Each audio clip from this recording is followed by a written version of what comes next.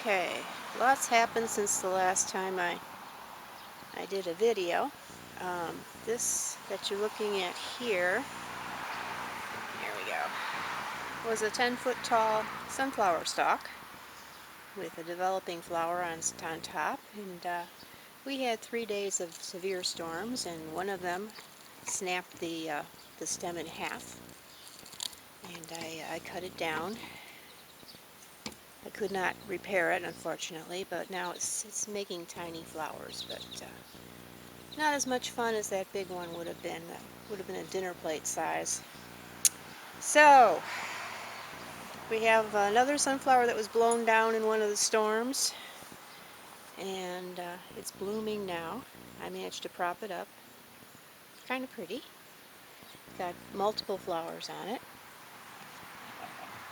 So that was very, very disappointing.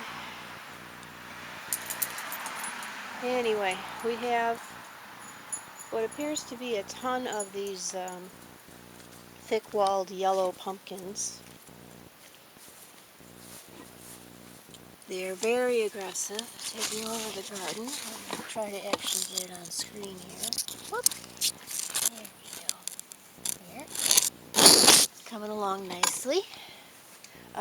What I've noticed, we have a little bit of a problem with squash bugs, and I'm fighting it as best I can, but they don't seem to attack the leaves of this plant. They attack the leaves of the regular jack-o'-lantern types instead. And I think that's the reason that the ones that I planted in the beds are kind of yellow. So I've been cutting off bad leaves, and I've been spraying Sevin a lot, because that's the only thing I found that works. And the plants are making a comeback. I'm also still feeding them pumpkin fertilizer because it has more nitrogen in it, so maybe they'll green up a bit. I'm not seeing a lot of production out of the jack-o'-lanterns, even though they appear healthy. Maybe it's just the time of the year. But we'll see what happens. We may end up with a crop of those thick-walled yellow pumpkins. Oh, let's see.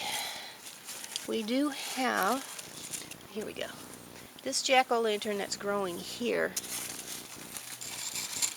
is quite different from the actual jack-o'-lanterns. I'll show you on the other side of the garden. There's one, a big one. It's kind of a light green, and probably Connecticut Field or something like that.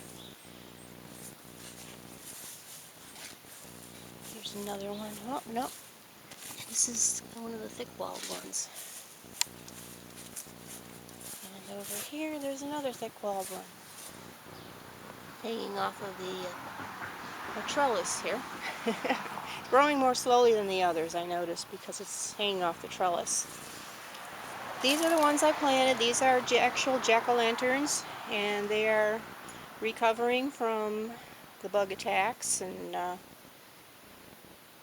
I fed them with the pumpkin fertilizer the other day, so hopefully they'll give us something by the end of the season. And over here, these are harvest jack. These recovered more quickly than the other ones did, the jack-o'-lanterns, but they still haven't produced anything. So we're waiting. We're not into crisis time yet. I'd say that would be, for this zone, mid-August. I'm in zone 5B.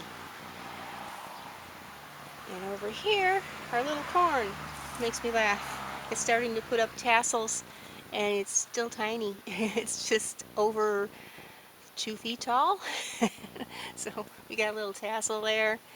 So we'll have a cute little decoration for fall. I'm not counting on having any corn from that. We did get 2 tomatoes. And again, I don't think these are, oh, we got 3 now. I don't think these are actually what they were marked to be. They were marked to be super steak tomatoes. But they are really small, and they're growing in clusters. Goodness. I'm going to have to cut that one off. Okay, whoa. Now I ripped the vine. Ha! I'll have to get up scissors out and cut that off. It's really on there. And over here, actual jack-o'-lantern. See how dark it is? That's pretty big too. There we go. There. And we've got a Melrose pepper that's turning red somewhere in there. It's hard to see though. And those are our patio baby eggplants. Hopefully in another month we'll start to have little eggplants. So yeah, I was going to show you watering today, but we have had so much rain that I'm really kind of scared to water these guys, and we're going to have more rain tomorrow. But the patch looks really healthy in spite of the little problems we've had, and I expect a yield of about maybe 15 pumpkins. We'll see. Over here we have the other little patch. These are the baby pumpkins, the little guys. This is Bushy Orange, the Russian pumpkin. And we've got one in here. There we go. There's a Bushy Orange. They're going to be small. I have a feeling they're going to look like orange zucchinis. There's another one down there. Come on, out of the way. Out of the way. I don't know if I'm getting it. There we go. And these are the candy corns.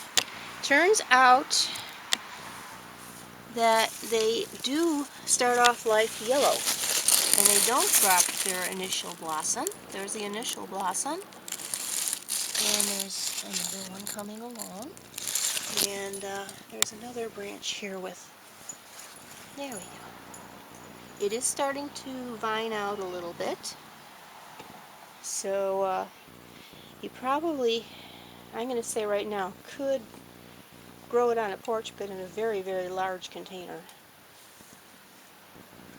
So let's see. Same with Bushy Orange so far. I don't think it's going to be that much of a bigger plant. So anyway, if I get a chance to water, I will water for you. Maybe do a short video on that. But in the meantime, we're playing the waiting game here. Waiting for pumpkins to come along. There might be a few hiding that I just didn't see. But I don't see anything going on right now on these at all, whatever these are. These do set pumpkins, but then they drop them. This is another one of the volunteers, so I have no idea what this really is. There's a pumpkin right there, a little bit elongated. Whoops. Yeah. But that'll probably get dropped. So maybe next week, if it's still the same situation, I'll talk about yield of pumpkin vines, because it varies widely. Generally, the smaller they are, the more pumpkins you're going to get. So we'll talk about that next week, because it's going to rain again, and I may never have to water this patch again, the way things are going. Okay, you have a good day, and I'll see you next week.